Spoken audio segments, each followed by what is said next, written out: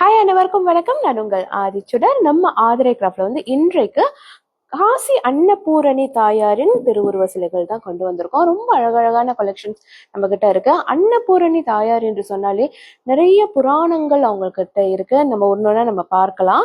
முதலாவது சிலை நீங்க பாத்தீங்கன்னா ஒரு 8 இன்ச்சஸ் ஹைட்ல நாங்க கொண்டு வந்திருக்கோம். ரொம்ப கிராண்டா அந்த முக வடிவம் மிக அழகான ஒரு புன்னகையோட ரொம்ப சிறப்பா இருக்கு.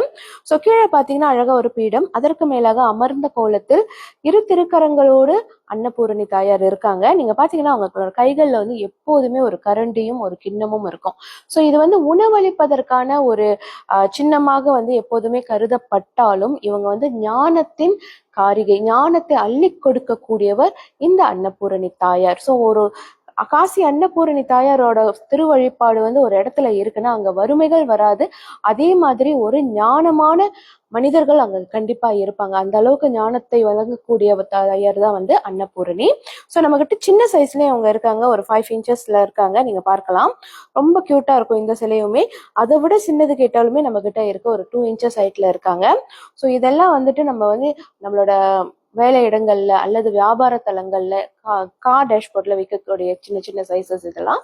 ஸோ அடுத்தது நீங்க பாத்தீங்கன்னா நம்ம காசி அன்னபூரணி தாயார் ஈசனுக்கு உணவு வழங்குவது போல ஒரு திருக்கோலம். இது உணவு வழங்குவது அப்படின்னு சொல்றதை விட அவருடைய பிரம்மஹத்தி தோஷத்தை எடுத்த ஒரு தருணம் இது. ஸோ அவருக்கே ஈசன், உலகாலும் ஈசனுக்கே காசி அன்னபூரணி தாயார் தான் அவருடைய சாபத்தை எடுக்கும் விமோச்சனம் கொடுத்தாங்க அப்படின்றது ரொம்ப ரொம்ப பெரிய விஷயங்க. அந்த அளவுக்கு சிறப்பு வாய்ந்தவர் காசி அன்னபூரணி. ஸோ அந்த திருவுருவ சிலையுமே நம்ம கிட்ட இருக்கு. இதோட ஹைட் நீங்க பாத்தீங்கன்னா நியர்லி ஒரு 6 இன்ச்சஸ் ஹைட்ல வரும்.